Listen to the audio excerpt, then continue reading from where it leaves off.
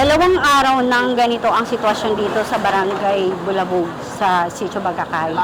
Kung makikita nyo po, alas 11:18 pa lang ng magtatanghali. Makikita nyo po na halos pinapasok na itong bahay na ito ng malakas na alon. Para sa Bicol TV Express Balita. Ito ang sinasabi nilang bagong-bagong konkreto.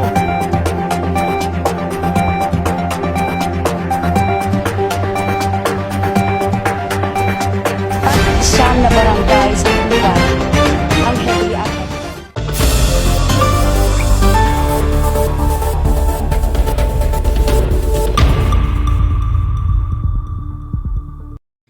Pansamantalang nilisan ng mga pamilya dito sa Talipapa ang kanilang mga barong-barong dahil sa mga nanunuot na tubig dagat sa mga sahig na gawa sa kawayan.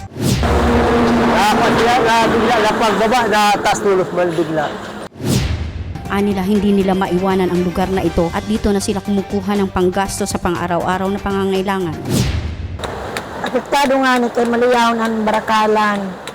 Madlok man. Kinarba na bagay ni. Medyo, lalo na natarong. Pero all day yan ang kulba. Pagkabdaw lang kayo talagang lahat kaya. Pansabi kayo, nagluluto ako ng mga tinuklak. Kita kayo, kalborok sa balon. Di ramas mga ako.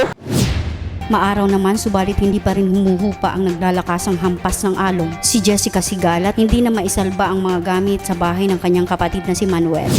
Pang sa may lamisa na inauho. Niyan, inarakyat ko nga ni dito ang mga gamit sa may kwarto. Kaya sabi ko, nagrulutaw-lutaw na. Ang, ang mga gamit nga ni ininda na, nagkabarasa. Ito na mga wire na inihimo ng mga cellphone ni San Batit niya. Di ipartaraas ko nga ni dito sa di komportable na ako. Huminali na ako. Paghali ko, ay susyado na didi ang tubig. Siguro ang dito.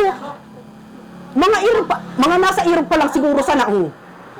Pagsulog ko, abot na ako didi ho. Kay kinaluskos ko na nga ni ini. Abot na didi. Hanggang didi na ako. Pagbalik ko naman kay sabi ko nga ni, dito sa batit niya, mak, damputon man speaker, itaas mo. Ang tinaas lang niya, ito na saro. Oh, kay dili man niya niya expected na maabot. Tapos buminalik ang tubig ho. Kay didi hubas na ini di kanina. May mangilan-ilan pang natutulog sa kanilang maliliit na tahanan dahil walang ibang mapuntahan. Kaya hingi nila na matulungan sila ng lokal na gobyerno. Mayor o gobernador o sa mga opisyal sa city.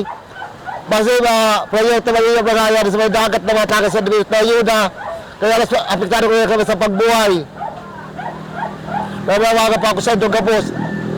Sana po ipirma ako. Mga taga-simpansi din ang mga yan sa kostal. Yun lang po ang pinapatawagan ko po sa inyo kung sino man ang makakarinig dito. Baka may bigyan kami ng ayuda dito sa Bulabog, Urok City. Yun lang po.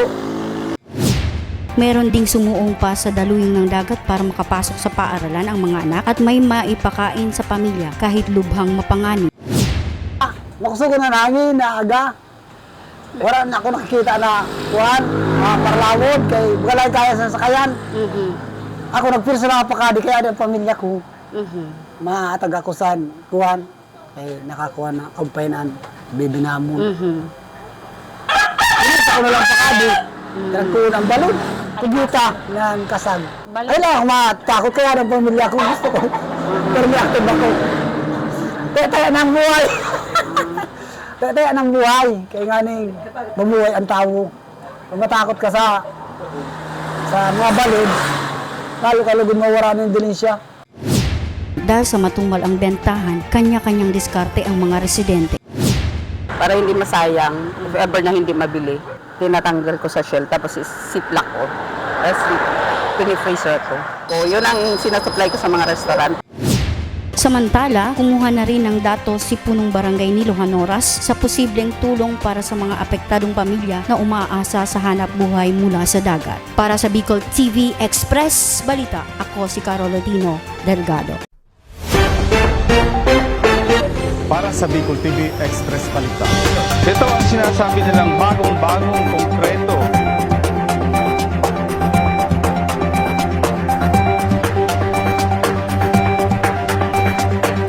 Siyam na barangay sa